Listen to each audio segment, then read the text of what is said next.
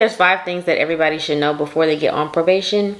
Granted, being on probation is better than being in jail, but at the same time, it's not for everybody. It's not a one size fits all type of a thing. I think everybody should know that you have to go in with an open mind, because if you don't, you're going to go in there and you're going to be sorely disappointed. Why is it that when people get on probation, they have no idea what they're actually getting themselves into? Why isn't there some sort of playbook or rule book that lets people know this is what's going to happen if you fail a drug test? This is what's going to happen if you don't show up for your appointment. I think there should just be a little bit more transparency. A lot of people feel afraid to do it because they have heard negative stories, or if this is their first time, they just really don't have a clue what it's about. So I'm like, let me go and tell people what it's really like. So here's 5 things that your probation officer wants you to know, but you probably didn't find this out in court. It's okay to reschedule. I get so many messages with people asking me, what if I miss my appointment? Listen, your health, your safety, your job, that stuff is very important. Your probation officer wants you to keep a job. So if you need to reschedule because of work or a doctor or a child or anything, any valid reason, of course, just don't reschedule because you want to get out of a drug test. Like, no. That drug test is still going to be waiting on you when you get there eventually. So yeah, no. But if you need to reschedule for a real valid reason, just go ahead and reschedule. If there's at least 24 hours up until your appointment, call them, reschedule. They would rather reschedule you than you not show up, and it's a violation. 9 times out of 10, your probation officer does want you to succeed, probably more than you want to succeed. I don't even know if that's possible, but seriously, they want you to succeed. They don't want to have to come in and have to go over all these violations or go over things that you're not doing. They want the visit to be just as smooth as you want it to be. Probably smoother, because that makes not only your life easier, but also their life easier. No one wants to go to work and do extra work for what? It doesn't make sense. So let's get rid of this negative stigma that probation officers want people to go to jail, because it's just simply not true. Well, granted, there are times where I guess some people abuse their power. I have not seen that in my years of being a probation officer, but I mean, there's bad apples in every bunch, right? Like any profession that you're in, there's going to be somebody that's just not doing their job right, or kind of taking advantage. And that leads me to my next point. If your probation officer is not doing something that is helping you, but is like literally hindering you intentionally, and like you know that they're trying to do something intentionally to you, get proof.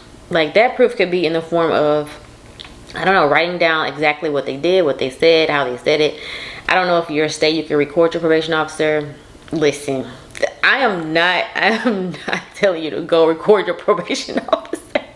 But what I am saying is, like, if they are doing something that you know is wrong, illegal, speak up. It's like too often people are not speaking up. So how are we supposed to get these bad apples out of the bunch if nobody is speaking up about it?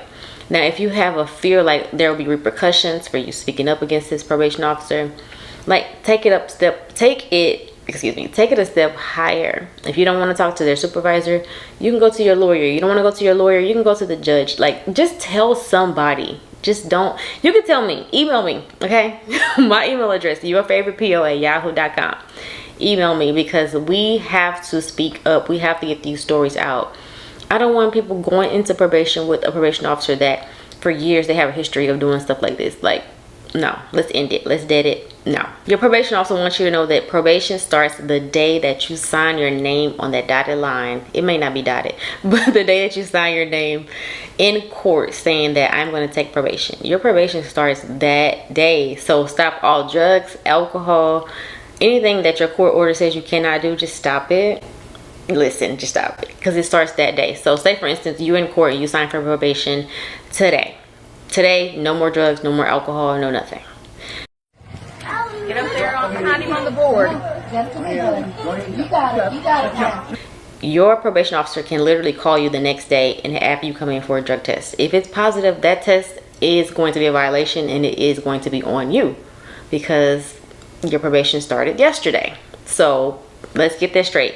Make sure you stop all drugs and alcohol the day you sign for probation. Like, I cannot tell you how many times people have come into my office and said, well, I didn't think I had to do this until I came to see you.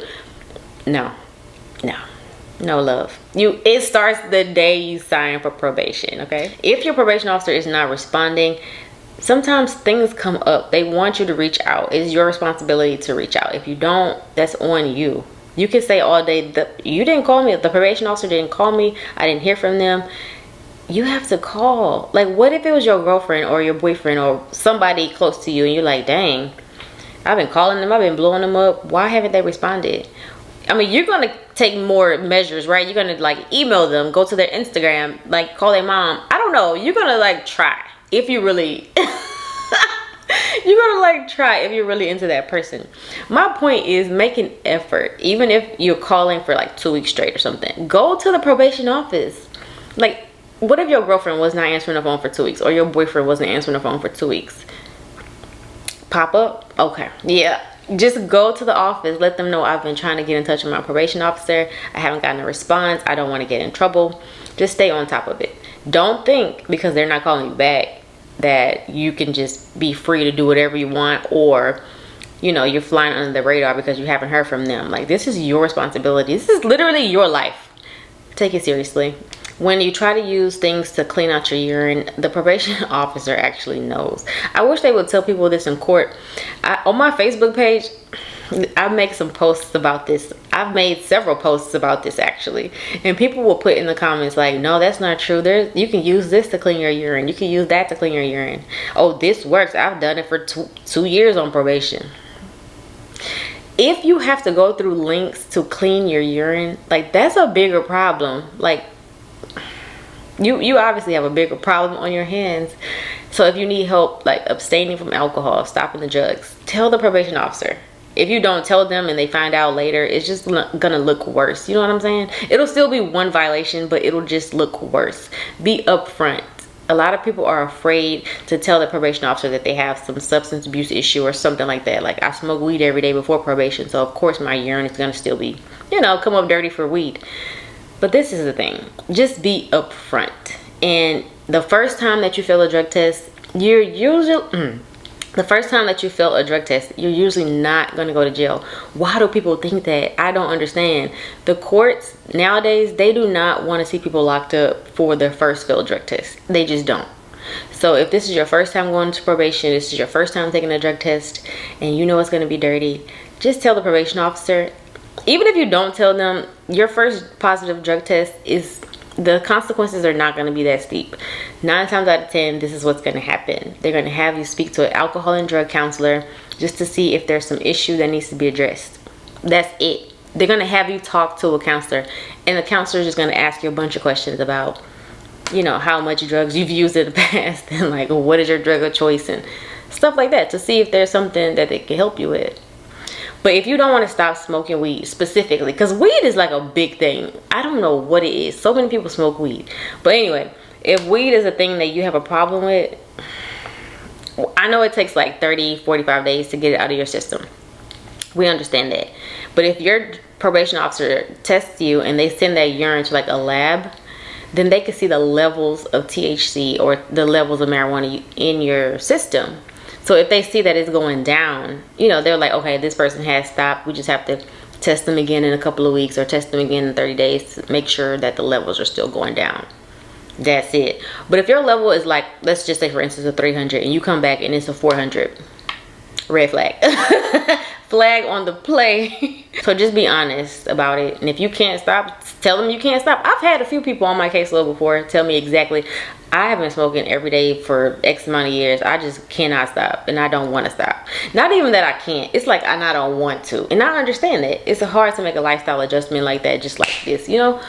So if that's your case, tell the probation officer and they'll see what they can do. You may have to go sit some time in jail if you just, it just depends. You know what? I digress. We're going to move on. Listen, no longer are probation officers here to send you up the river to jail, to the big house, to the pen. That's not what they're here for. Sometimes there are instances where people run into situations and they've had a negative experience, and you already know that that's what people are going to blast on social media. That's what they're going to blast across the internet or to their friends or whatever if they have a bad experience. But there are so many people who have good experiences, and if you're one of them, or if you know somebody who has had a good experience, please have them reach out to me, because I would really like to hear their story and like share it with other people, so that we can get rid of this negative stigma. A lot of times people go into probation with such a negative mindset, strictly based off of something that they heard. Like one person's story can just taint the whole thing. So hopefully one person's positive story can kind of switch the narrative and we can get in more positive space with probation. If you have any questions, any comments, leave them down in the comment section below. Also in the description box you can see a link. I do one-on-one calls with people, coaching calls. If you have specific questions that you want to ask me personally, I am more than happy to answer your questions. No, I'm not claiming to know everything, but I do know a few things, being a probation officer for almost 5 years in Texas. Okay, and I've talked to plenty of probation and parole officers across the country. So if you have a question and you don't want to ask your PO, you kind of like yeah, hit me up. I'm more than happy to help. And make sure you hit that subscribe button, because I'm going to be posting way more videos to help people on probation. If you have a specific question and you want me to do a video on it, also comment down below. Until next time, y'all stay safe.